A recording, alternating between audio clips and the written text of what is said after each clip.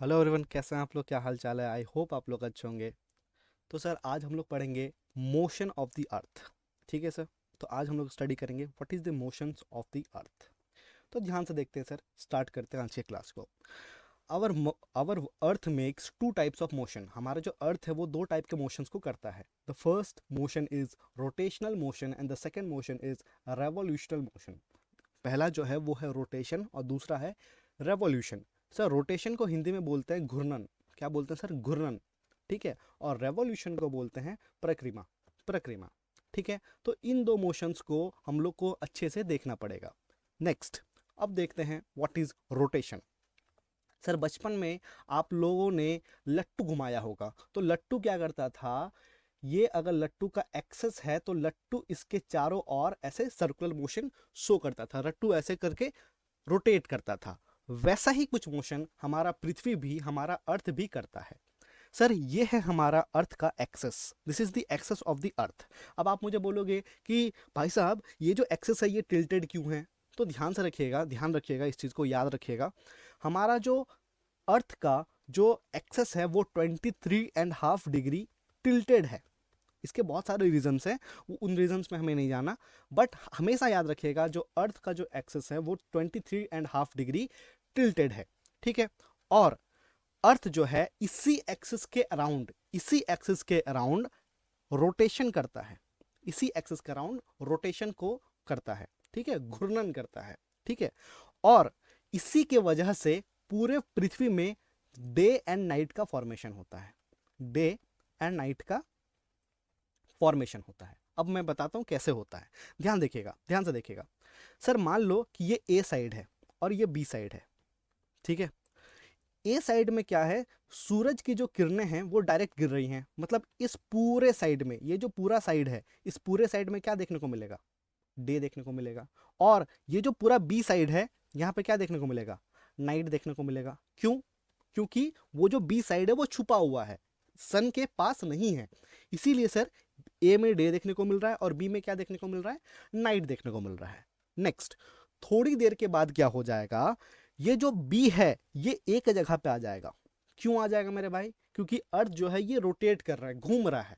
ठीक है। तो अर्थ रोटेट करके बी को ए पे ले आएगा और ए को बी के पोजीशन पे ले आएगा। उस वक्त क्या होगा? बी का जो हिस्सा है वो सन के करीब होगा, सन के तरफ होगा, और इसीलिए यहां पे डे देखने को मिलेगा। और यहां पे क्या देखने को मिलेगा? नाइट देखने को मिलेगा। Is it okay? तो इस तरीके से रोटेशन के कारण हमारे पूरी पृथ्वी में डे एंड नाइट का फॉर्मेशन होता है। ठीक है। So what is rotation? Rotation is the movement of the earth on its axis. ठीक है। पूरे रोटेशन को कंप्लीट करने में 24 आवर्स का टाइम लगता है, 24 घंटे का टाइम लगता है। ठीक है। हमारा जो पृथ्वी है वो वेस्ट टू ईस्ट डायरेक्शन में रोटेट करता है। ये जो पृथ्वी है ये वेस्ट टू ईस्ट डायरेक्शन में रोटेट करता है, याद रखिएगा। ठीक है। Next, rotation is responsible for the formation of day and night. Already मैंने बता दिया कि रोटेशन जो है, घूर्णन जो है, इसी के वजह से पूरे पृथ्वी में दिन और रात का फॉर्मेशन होता है। ठीक है। नेक्स्ट, अब हम लोग देखते हैं what is revolution. What is revolution? तो ध्यान से देखिएगा व्हाट इज रेवोल्यूशन। सिंपल सी बात है सर। आप लोग मंदिर जाते हैं, मान लो ये मंदिर है, तो मंदिर के चारों ओर आप लोग क्या करते हैं? परिक्रमा करते हैं। मंदिर के चारों ओर घूमते हैं, हाथ जोड़ के ऐसे चारों तरफ घूमते हैं। सर उसी चीज को क्या बोल रहे हैं? परिक्रमा कर रहे हैं हम लोग। कुछ ऐसा ही हमारा पृथ्वी भी करता है।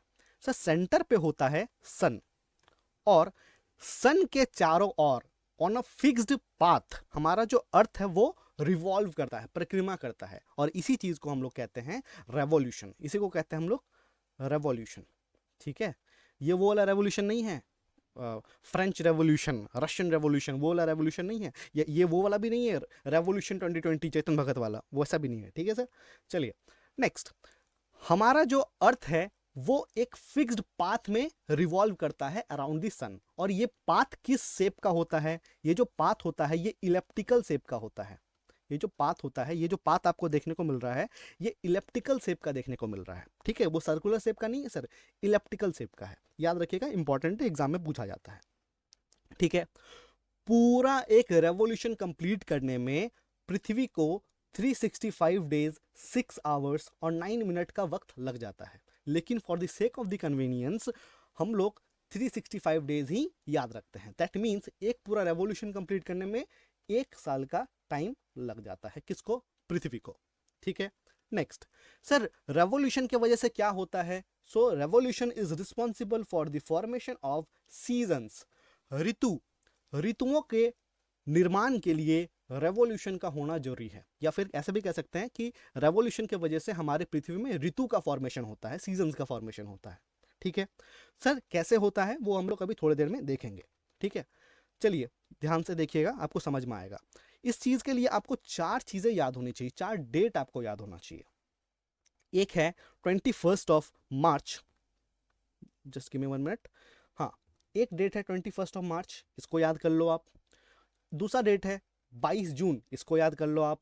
तीसरा डेट है 23 सितंबर, इसको याद कर लो आप। और चौथा डेट है 22 दिसंबर, इसको याद कर लो आप। ये 4 दिन जो है ये आपको याद होना चाहिए। क्यों याद होना चाहिए मैं अभी समझाता हूँ।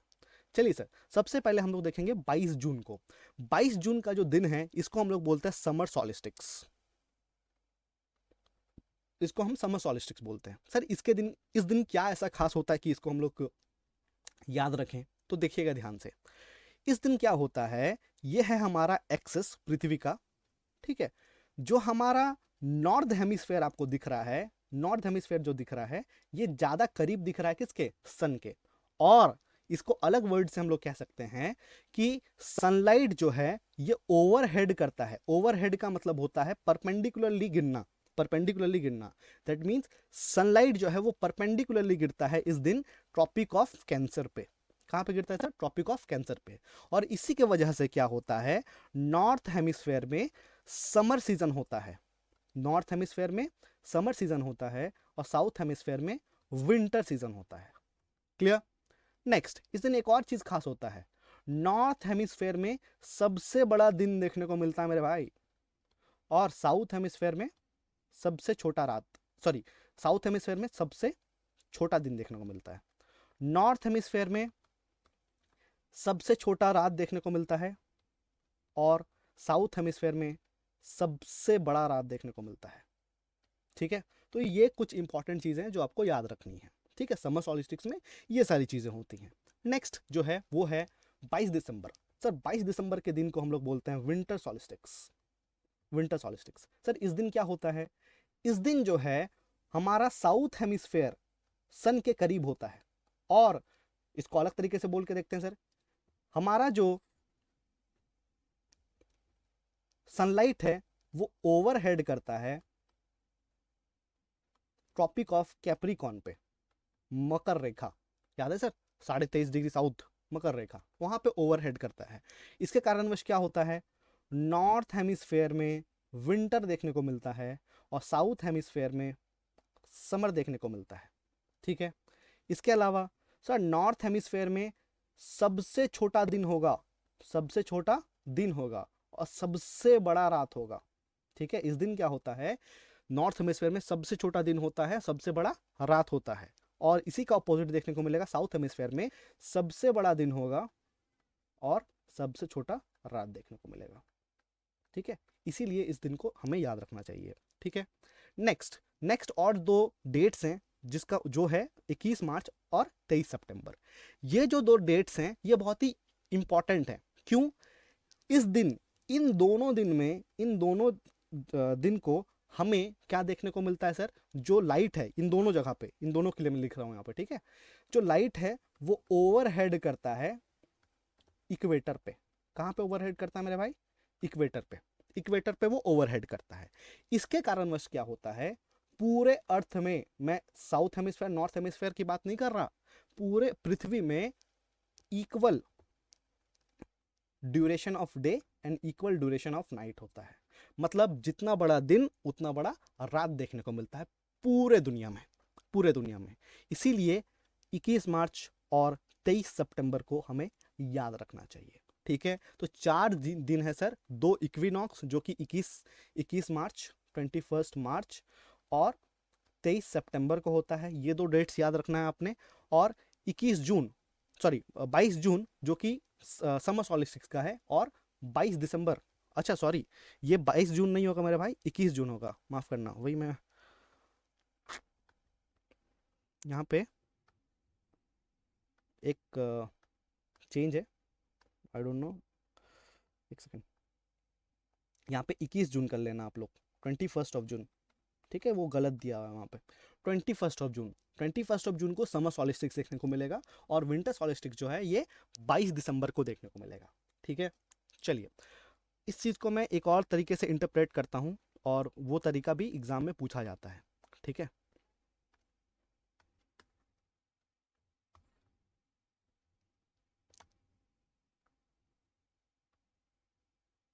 मान लो ये है equator, this is our equator, ठीक है, this is Tropic of Cancer, and this is Tropic of Capricorn, ठीक है। चलिएगा, ध्यान से देखिएगा, ऑब्जर्व करने की कोशिश कीजिएगा, ठीक है। चलो sir, 21 of March, 21 of March हमारा अर्थ कहाँ है, हमारा जो सनलाइट है वो कहाँ पे ओवरहेड कर रहा है, 21 ऑफ मार्च, ध्यान से देखिएगा, ये है सिचुएशन 21 ऑफ मार्च की। 21 ऑफ मार्च जो है, हमारा जो सनलाइट है वो ओवरहेड कर रहा है एकदम इक्वेटर पे, ठीक है, 21 ऑफ मार्च, ठीक है। धीरे धीरे जैसे दिन पार होता है, हमारा जो सनलाइट है वो ओवरहेड करने लगता है टॉपिक ऑफ कैंसर पे। ये कब होता है सर, 21 ऑफ जून को, याद रखिए, देखिए यहाँ पे 21 ऑफ जून को ये होता है, ठीक है।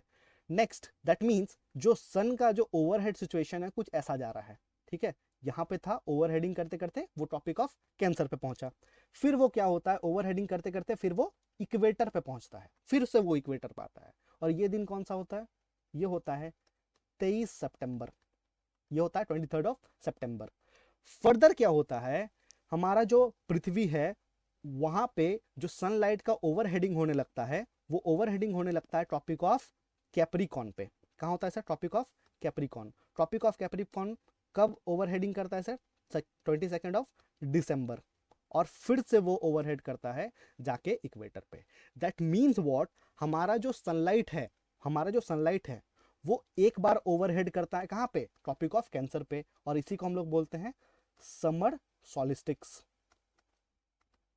और एक बार ओवरहेड करता है कहां पे, टॉपिक ऑफ कैप्रिकॉर्न पे, और इसको हम लोग बोलते हैं विंटर सॉलिस्टिक्स, विंटर सॉलिस्टिक्स। लेकिन जो सनलाइट है ये दो बार ओवरहेड करता है, कहां पे, इक्वेटर पे, ये दो बार, 2 times, it overheads 2 times on the equator, equator पे 2 बार ये ओवरहेड करता है। इसीलिए ये पॉइंट इंपॉर्टेंट है, आपको याद रखना है कि इक्वेटर पे 2 बार ओवरहेड करता है, ट्रॉपिक ऑफ कैंसर पे 1 बार, और कैप्रिकॉर्न पे भी 1 बार, ठीक है। और ये जो 2 बार ओवरहेड कर रहा है, इसको हम लोग क्या बोलते हैं, इक्विनॉक्स, क्या बोलते हैं सर, इक्विनॉक्स, ठीक है। तो आज की क्लास में इतना ही। अच्छा, जो भी चीज़ें मैंने बताई वो सारी चीज़ें यहाँ पे नोट डाउन की हुई हैं, सारी चीज़ें यहाँ पे लिखी हुई हैं, आप लोग नोट डाउन कर सकते हैं, और ये पीडीएफ आपको हमारे टेलीग्राम ग्रुप में मिल जाएगा। टेलीग्राम ग्रुप का जो लिंक है वो डिस्क्रिप्शन में है, प्लीज़ उसको ज्वाइन करें। ये वीडियो अच्छा लगे तो प्लीज़ अपने दोस्तों के साथ शेयर करें। मिलते हैं अगली क्लास में। जय हिंद।